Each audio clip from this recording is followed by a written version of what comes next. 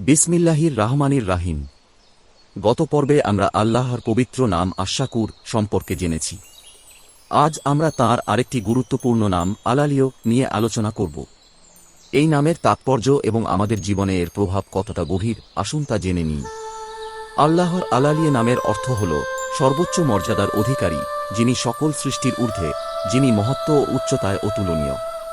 আল্লাহ সর্বকিছুর ঊর্ধ্বে, তাঁর জ্ঞান, শক্তি ও মর্যাদা সীমাহীন। তিনি তাঁর বান্দাদের মধ্যে যাকে ইচ্ছা মর্যাদা দান করেন এবং যাকে ইচ্ছা উচ্চতর অবস্থানে উন্নীত করেন। যারা আল্লাহর এই নামের জিকির করে, আল্লাহ তাদের জ্ঞান, মর্যাদা ও অবস্থান বৃদ্ধি করেন। আল্লাহর এই গুণ আমাদের শেখায় যে প্রকৃত সম্মান ও মর্যাদা কেবল তাঁর কাছ থেকেই আসে। যারা আন্তরিকভাবে আল্লাহর কাছে ক্ষমা প্রার্থনা করে, তিনি তাদের গুনাহ মাফ করেন এবং তাদের আত্মাকে পবিত্র করেন।